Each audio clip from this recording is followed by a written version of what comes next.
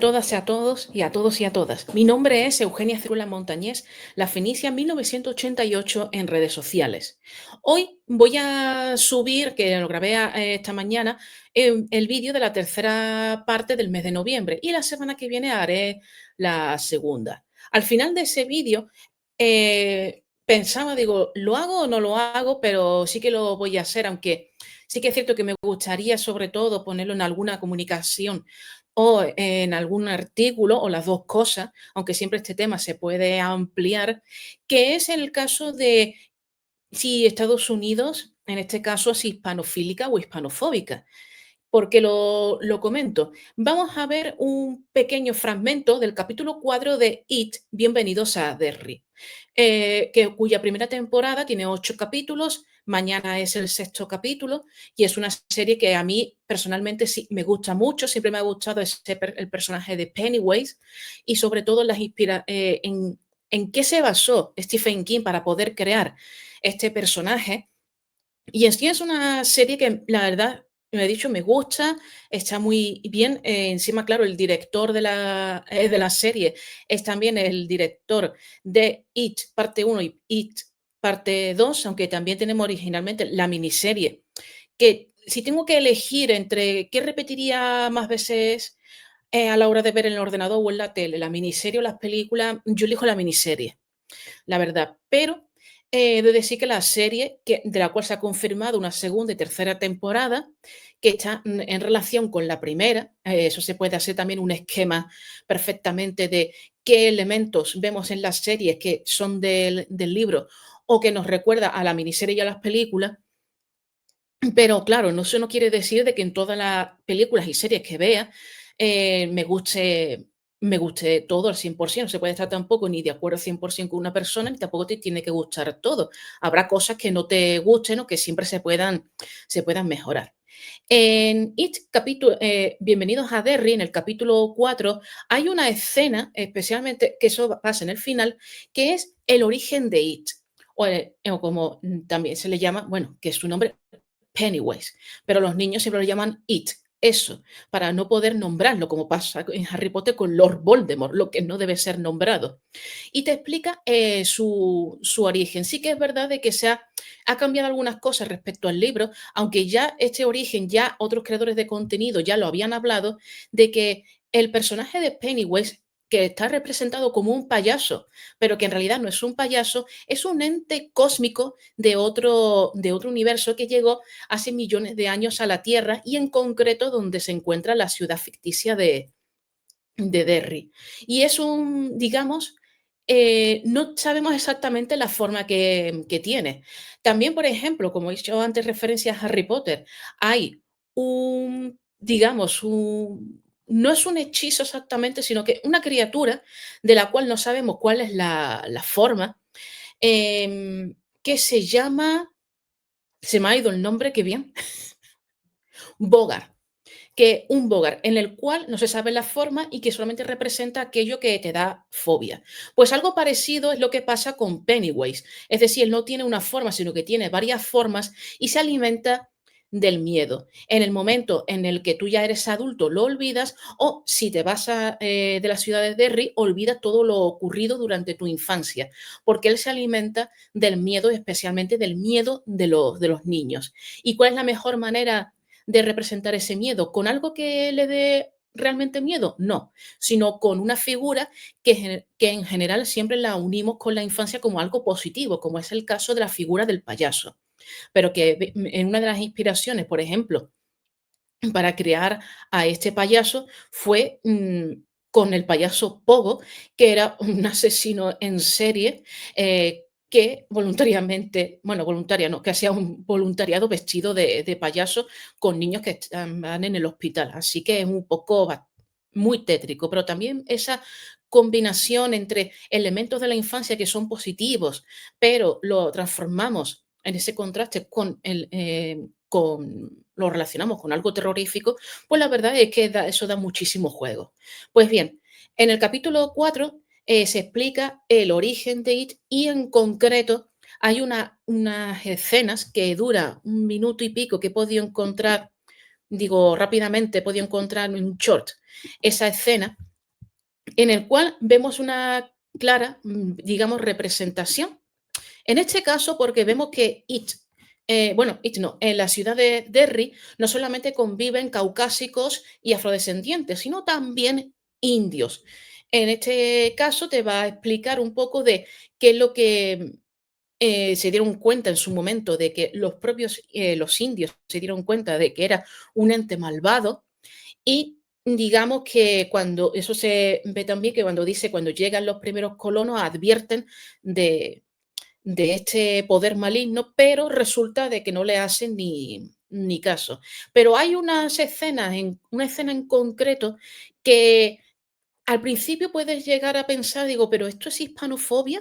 Si ha empezado bastante bien hablando, en este caso, de colonos.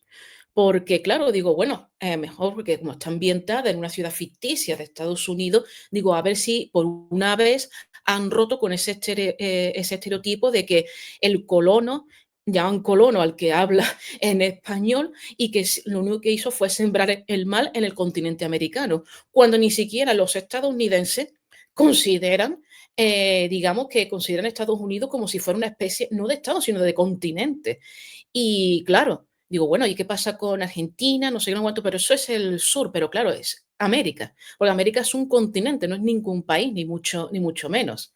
Así que, claro, lo voy a poner y vamos a hablar un poquito del tema y vamos a ver por qué en realidad esta escena en concreto sigue una vez más fomentando la leyenda negra y la hispanofobia, pero no por parte de un estadounidense, sino por parte de un director, Andrés Muschietti, que es, o Andy Muschietti más bien, que es de origen argentino, es que es en concreto es de la capital, de Buenos Aires. Así que bueno, vamos a ver aquí qué es lo que pasa. Lo he puesto sin sonido, porque estaba el sonido puesto y la verdad es que era bastante molesto. Aquí vemos un poco el origen, la representación de los indios, según los estadounidenses, aquí lo vemos bien. Aquí vemos una criatura que es Pennywise, otra vez Pennywise, otra vez. Y aquí viene lo interesante. Lo vemos, seguimos viéndolo y después haré un parón para enseñároslo. De que en realidad es hispanofóbico y no todo lo contrario. Aquí vemos lo del bebé, los famosos dientes de Pennywise, pero en lo que me llamó mucho la atención primero es primero la representación de los indios.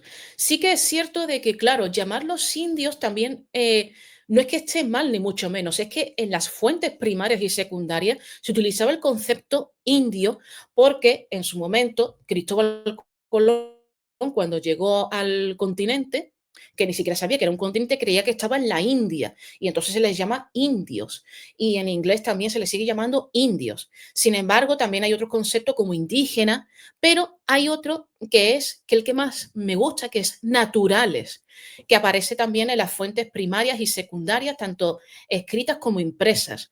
Y en el caso de los estadounidenses los llaman nativos. Pero claro, el trato que tuvieron en los peninsulares con respecto a los naturales y los ingleses con los nativos no tiene absolutamente nada que ver. Sí que es cierto de que en el caso de Estados Unidos ha ido mejorando la imagen de los nativos en cine y en miniseries y en series, en este caso. Una caracterización que no se basa en estereotipos, sino que podemos decir de que se asemeja a lo que era lo más parecido a la figura de un nativo, pero eso no quiere decir de que cometan errores, que mezclen elementos y demás, porque, por ejemplo, este tatuaje en concreto sí que lo vemos em, en lo que serían los nativos. Sí que es verdad de que también, otra vez más, otro elemento que es la melena de color negro azabache, larga, la vestimenta también. Eso también, digamos, es un estereotipo, sí, pero no quiere decir de que todos los nativos fueran exactamente así, ni mucho menos. Pero aquí hay otra caracterización, que es esta de aquí, que la verdad no es la primera vez que lo veo precisamente con el color rojo en el rostro, que la verdad, lo he visto, este tipo de maquillaje en concreto, también lo puedes ver en Hispanoamérica, por supuesto, pero claro, no, por ejemplo, no llevan esta trenza, llevan otros elementos. Y sí que es verdad de que hay una cosa muy peculiar respecto a cómo se representan a los nativos. En Estados Unidos, que siempre, por ejemplo, a la hora de la vestimenta los ponen a todos prácticamente iguales, siempre con el color negro azabache, largo, con trenzas, con plumas, arcos, flechas, absolutamente de todo. Y claro, también este tipo de maquillaje, por ejemplo, en Predator la presa, que también representa a los, según ellos, los nativos americanos, es igual pero de color negro. Mm, lo que sí estaría bien, sí que es verdad de que yo no sé si en el caso de la serie se han inventado algún nombre para la tribu, pero normalmente, claro, siempre decimos indios, indígenas, nativos, cuando en realidad no era un grupo, es que eran varios grupos, varias tribus, y cada una tenía su nombre, cada una tenía su lengua, y eso es fundamental, su lengua y sus costumbres. En el caso de los peninsulares, cuando llegaron aquí llegaron a lo que llamamos ahora mismo América, pero que en su momento se le puso el nombre de las Indias, había, por supuesto, una religión, había politeístas, había numerosas lenguas, y entonces lo que hicieron fue registrar esas lenguas. Por eso conocemos las lenguas indígenas. Y algo que, por ejemplo, los ingleses no hicieron. Es decir, los ingleses lo que hicieron fue, digamos, tenían la intención de acabar con los indios. Y eso se va a ver sobre todo en el siglo XIX. El siglo XIX va a ser un siglo fundamental respecto a la figura del indígena, en el cual legalmente va a ser odiado y siendo, vamos, lo llaman salvajes, que ya ves tú, que no son salvajes, son simplemente otra civilización diferente, más simple, más compleja, como tú quieras verlo, pero que claro, se tiene esa intención y aparte, digamos que apoyan de que se exterminen a los indígenas. También en el caso de Hispanoamérica va a pasar lo mismo, pero no en la edad moderna. Va a pasar en el siglo XIX. Va a haber que quieren que haya una inmigración, digamos, más blanca. Al indio se le va a tratar como si fuera una persona de tercera clase o menos. No va a ser un esclavo, pero va a ser tratado como si fuera un animal. Y no lo son, ni mucho menos. Claro, y aquí vamos a pasar a la siguiente personaje, que es el que a mí me interesa. Aquí, perfecto. Claro, te pone, ¿qué es lo que tienen miedo los indígenas exactamente? Tienen miedo a un sacerdote. Vaya, claro, o sea, primero te dicen que llegaron los colonos y le dijeron de que no podían estar en esos bosques, que estaba ese ente, no sé qué, no sé cuánto, y no le hicieron ni caso. Pero claro, cuando nosotros pensamos en colonos, no podemos vincularlos a los peninsulares, puesto que España, la monarquía hispánica, no tuvo colonias. Jurídicamente, lo que tuvo fue virreinatos y tuvo reinos que estaban anexionados en su origen con el reino de Castilla, en el cual también se protegió a los indígenas, no se les podía esclavizar, ni tampoco, y podías casarte con ellos. Pero claro, bueno, con ellos, más bien con ellas, porque los matrimonios, en este caso mestizos, eran sobre todo entre hombres peninsulares e indígenas. Al revés sí que era muy raro. Pero claro, en el caso de colonos, sí se puede hablar de colonias por parte de lo que tuvieron los ingleses. Los ingleses sí que fueron colonos, es decir, llegaban a unas tierras que decían que eran suyas y querían quitarse de encima a los indios que ya estaban allí más tiempo, llevaban más tiempo que ellos, llegaron antes y que incluso llegaron a tener esos indígenas, en el caso, hoy lo diré, tuvieron contacto con los peninsulares. Contacto positivo, hubo enfrentamiento, evidentemente, porque tú llegas y dices, bueno, ¿y quién es esta persona? ¿Qué hace aquí? ¿Sabes? Y claro, sí que es verdad de que, hubo evangelización, sí es verdad, por parte de los peninsulares, eso se ve claramente en las crónicas, que dependiendo del periodo y también dependiendo de quien lo escriba, va a ser positivo o negativo, aunque generalmente es positivo, pero claro, ¿dónde aparece en algún documento de la Edad Moderna que la religión oficial sea el catolicismo? En este caso, la América hispana. No, tenemos que esperarnos a las primeras constituciones para ver que la lengua oficial es el español y que la religión oficial es el catolicismo. Y eso no es algo que yo me invente. Tú pones la constitución de Chile, de Argentina, de México, y vas a ver que en muchas de ellas la verdad es que hay artículos que parece un cortapega. Y claro, están inspiradas en la Constitución de 1812 con otras constituciones y demás. Y claro, dice, bueno, y hay que tener en cuenta de que sí, Hispanoamérica es muy católica y eso se nota. Y claro, aquí viene lo interesante. Cuando yo veía esto, yo veía aquí, digo, parece una representación arquetípica de un evangelizador, pero como si fuera un evangelizador de los malvados, perversos. Lo vemos con la cruz, no con la Biblia, sino con la cruz. Pero yo cuando lo vi, digo, lo vi vestido de negro. Sí que es verdad que cuando se representa a los sacerdotes y también a la Inquisición española en películas, en series, en miniseries, incluso en obras de teatro estadounidenses e inglesas, siempre van a estar vestidos de negro. También, por ejemplo, tenemos la película Ágora de Alejandro Amenábar, en el cual a los cristianos, para diferenciarlos de los, digamos, de los romanos o de aquellos que practicaban el politeísmo, los visten de negro. Eso es una vinculación que lo podemos incluso ir a la época de Felipe II, que Felipe II, sí, era católico, pero quien no era católico en aquel momento, o protestante, pero que era un fanático, ni mucho menos. Y claro, yo cuando vi esta caracterización, bueno, aquí tenemos los ojos de Pennywise, por supuesto, yo no pensé en un sacerdote. Estuve incluso pensando, digo, bueno, ¿y qué pasa con si es a lo mejor protestante o puritano? No, ni mucho menos. Esta es una representación de un sacerdote católico. Pero, claro, pensé sacerdote católico, pero digo, esta caracterización en concreto yo la he visto antes. Es decir, Andy Muschietti, junto con el equipo creativo, no eligió esta caracterización al azar, ni mucho menos. Claro, yo lo vi y digo, yo lo he visto antes en algún retrato. Entonces me acordé de los padres de la patria, en este caso de uno de los padres de la patria de México, también conocidos como santos laicos, lo cual son personajes que hay que criticarlo como todos de forma constructiva, pero que lo tienen prácticamente en un pedestal simplemente ¿para qué? ¿Para qué? ¿Para qué?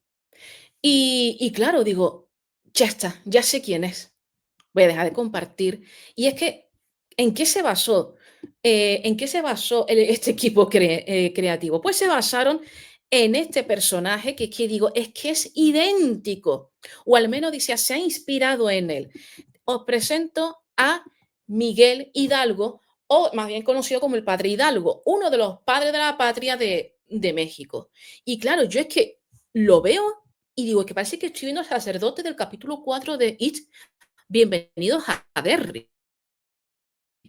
Entonces, claro, ahí es cuando estoy pensando, digo, ¿qué nos quiere decir en este capítulo? ¿Hay hispanofilia o hispanofobia realmente? Pero, ¿y cuál sería la respuesta?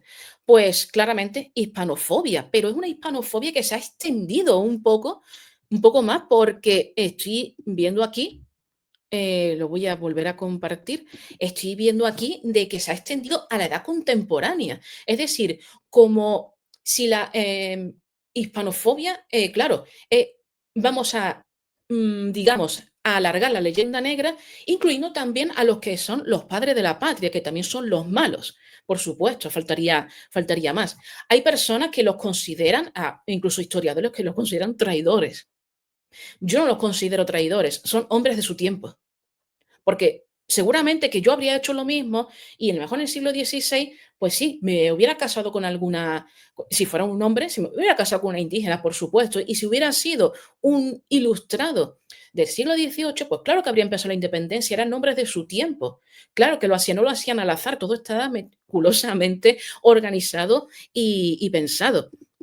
Y entonces, claro, digo, ¿qué es lo que quiere aquí, digamos, qué es lo que quiere aquí decirnos Andy Muschietti y también el equipo creativo de que Hispanoamérica es, parte, parte del continente americano y que es el mal, que el legado hispánico, independientemente si venía directamente de los peninsulares, de los criollos o de los mestizos, es negativo. A Estados Unidos es el ombligo del mundo. Un poco, digamos que hay que tener en cuenta de que sí, que la hispanofobia ha existido en Estados Unidos desde mediados del 19, si no hay que leer sobre todo los periódicos que hablaban muy mal de los españoles y de todo lo que hicieron los españoles, que Estados Unidos son muy buenos, aunque después se dieron cuenta de que el apoyo de las independencias, en este caso de los territorios hispanoamericanos, había un interés económico y comercial bastante fuerte por parte de los gringos. Entonces, claro, ¿qué hace un argentino dando el visto bueno de que esto es lo malo y los Estados Unidos es lo bueno? Pues se trata de esto, dinero. Hay que tener en cuenta de eso es muy fácil. Mirad los créditos, quiénes son los productores ejecutivos, cuál es su origen étnico y qué otras producciones han tenido. Y sí, hay que tener en cuenta de que si yo te pongo un cheque en blanco, te pago más, pues quiero que me pongas que los españoles fueron los malos y los estadounidenses fueron los buenos.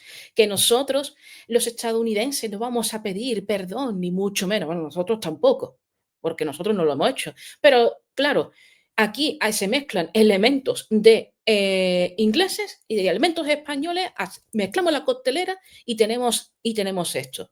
¿Es la primera vez que ocurre? Pues no. Tenemos el caso también de la serie de anime Samurái de ojos azules, en el cual se caracteriza a un colono con una mezcla entre irlandés y español. Entonces, claro, te opones a los dos como los malos, pero tira más a lo hispano que a lo irlandés o al inglés en este caso. Lo tenemos también la película Eternas del universo cinematográfico de Marvel, en el cual tanto la versión original como la versión, bueno, subtitulada y también doblada, se fomenta la leyenda negra, con el visto bueno también de otra argentina más que no trabaja ya en el UCM. Y lo hemos visto también en la serie What If, la serie animada del UCM, que de eso yo hablé en una ponencia, que se sigue fomentando la leyenda negra, mezclando elementos de los ingleses y elementos de los españoles, pero más tirando lo español que a lo inglés. Y ellos mismos dicen de que sí, que eso, saben de que se lo han inventado y que todo eso es falso, pero les da exactamente igual. Y claro, también lo hemos visto, por ejemplo, por parte de los españoles el 12 de octubre, cuando se vandalizó en el Museo Naval de Madrid un cuadro historicista del siglo XIX, cuidado, historicista del siglo XIX, en el cual le echaron pintura roja, se pudo restaurar, vamos, se ha podido restaurar como se ha podido, pero que hay partes de que ya no se van a poder restaurar. Y claro, ahí es cuando yo me pregunto, porque esas cosas yo las pongo en mis redes sociales y las denuncio, porque para eso también soy americanista, ahí es cuando yo me pregunto, digo, bueno, ¿y dónde están los americanistas para condenar estas atrocidades? ¿Dónde están los americanistas para condenar las palabras de presidentes colombianos, de la presidenta de México, en el cual exigen perdón, que los españoles pidan perdón por todo lo ocurrido en Hispanoamérica? Y encima te lo dicen en español, no te lo dicen en ninguna lengua indígena. No, no vamos a pedir perdón, ni mucho menos, pero sí que yo me gustaría de que los americanistas alzaran la voz ante la extensión, sí, digamos, de la leyenda negra, que todavía se sigue fomentando y que no lo fomentan solo los estadounidenses, también lo fomentan los hispanoamericanos y también lo fomentan los españoles. ¿Por qué? Porque no hay nada peor que un historiador, en este caso americanista, politizado. Porque si os dais cuenta, siempre en este caso la nueva izquierda o la extrema izquierda es la que está fomentando la leyenda negra. Pero sin embargo, también la extrema derecha no fomenta la hispanofobia, fomenta la hispanofilia, pero basada en arquetipos o en ideas que se desarrollaron en el siglo XIX de civilización o barbarie. Ninguno de los dos son sanos. Entonces, lo que debemos de hacer los americanistas es no solamente alzar la voz públicamente, no en privado, sino públicamente y decir, esto no fue así, y te lo vamos desmontando de una forma crítica y constructiva. Pero claro, pero hay que hacerlo a las grandes masas, no a las élites universitarias, ni mucho menos. Porque entonces, ¿de qué me sirve a mí ir a los archivos, transcribir, investigar y escribir un artículo, una comunicación, incluso llegar a publicarlo, si luego la gran mayoría de personas todavía siguen fomentando la leyenda negra o siguen fomentando una hispanofilia que se aleja totalmente de la realidad? Entonces, claro, no me sirve de nada que en congresos, seminarios y jornadas sea políticamente incorrecto, pero que luego públicamente tú seas políticamente correcto. Porque, por ejemplo, la presidenta de México, de origen judío, exigió de que los españoles pidieran perdón. Por supuesto, el gobierno hace lo que le da la gana, faltaría más. Y dijeron, sí, sí, te pedimos perdón, pero yo no escucho a ningún americanista desmontar las palabras de la presidenta de México, lo cual me quiere a mí decir de que importa más las ideas políticas y el relato eh, en vez de desmontar ese mismo relato de manera constructiva. El historiador, y en este caso americanista, no tiene que ser solamente un buen investigador y estar alejado de la política.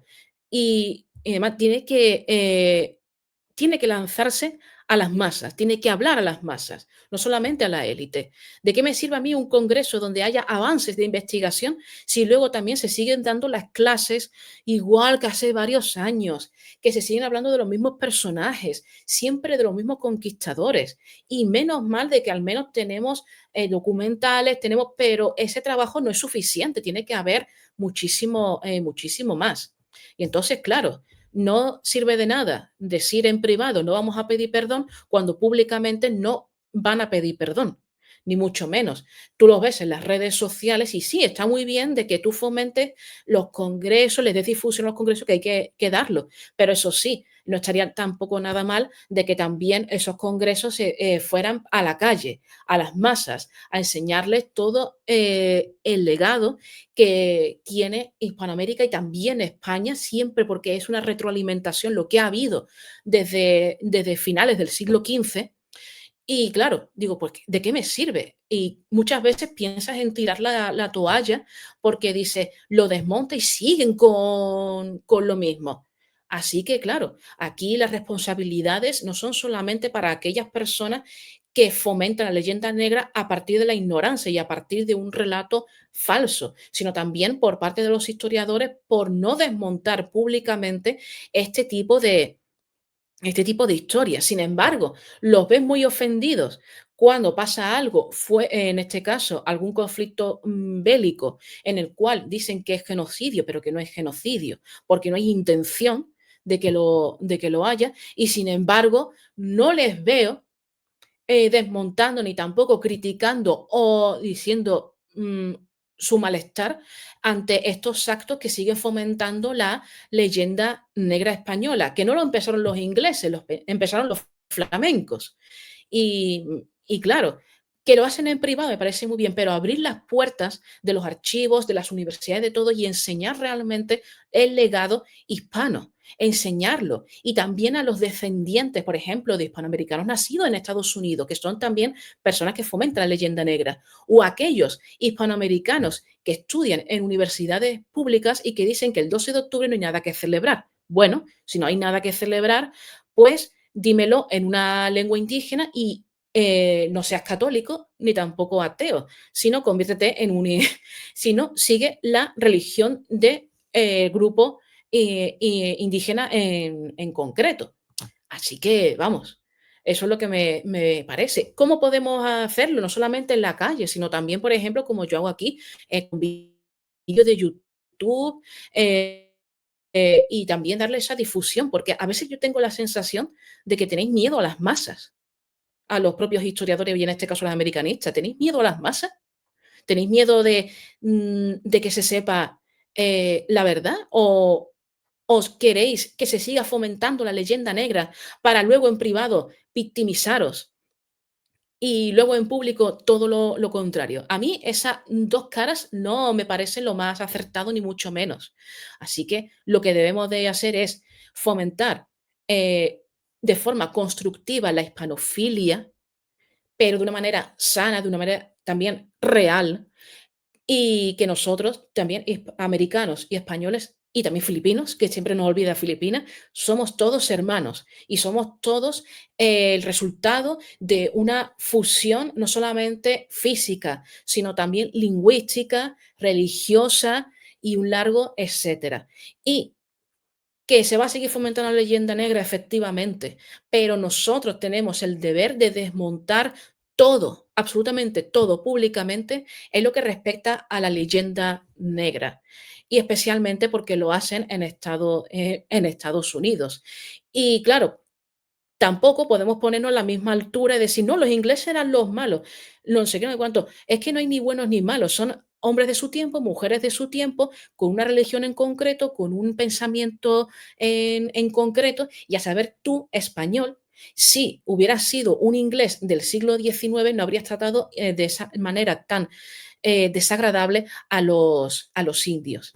Que, por cierto, en un tanto ahora actualmente, en un tanto por ciento en lo que respecta a Estados Unidos, los indios son, entre el 10 y el 20% nada más, ni vamos. Y en Hispanoamérica, si nosotros hubiéramos querido exterminarlos, no habría indígenas, no habría mestizos, por ejemplo. No habría habido lobos ni coyotes y un largo etcétera de los nombres de estas maravillosas castas. Así que sí, hicimos bien en fusionarnos, pero no nos pongamos tampoco a la misma altura de aquellos que fomentan la leyenda negra española, porque también hay otros, por ejemplo, franceses, belgas, que, claro, y no nos gusta lo que hicieron ni mucho menos, pero es que también hay que entender el pensamiento que había en esos países, la religión y también si era legal o no, porque en el caso de Francia aquellas, no consideraban franceses a aquellos que, eran, originarios de sus colonias, sino solamente aquellos que habían nacido en lo que conocemos como Francia. Al igual que también Bélgica, China, Japón, o en Japón en este caso. Así que, y por esa regla de 3 si todos tuviéramos que ir pidiendo perdón y agachar la cabeza, pues entonces tendrían que agacharlas también el primero homínido que se bajó del árbol. Así que, bueno, esta es simplemente era un vídeo que va a durar 33 minutos, muy bien. Lo voy a programar para mañana y no olvidéis, suscribiros a mi canal, también darle a la campanita, darle al like, también, comentarlo y difundirlo, por supuesto. Y también, seguirme en mis redes sociales, Facebook, Instagram y X. Y también, tengo perfil en LinkedIn, en Wallapop, en Vinted, en Academia Edu, bueno, y un largo etcétera, la verdad. Y no olvidéis que también, genero imágenes y vídeos con inteligencia artificial y que acepto colaboraciones. Así que nada, espero de que este pequeño vídeo, que por supuesto es un tema que me gustaría ir desarrollando más adelante, sirva para que haya más hispanofílicos que hispanofóbicos y especialmente por parte de hispanoamericanos que viven aquí en España y también que viven en Estados Unidos, que te dicen de que el español es una lengua impuesta y te lo dicen en inglés. Así que nada, hasta el próximo vídeo, corazones, que será la semana que viene.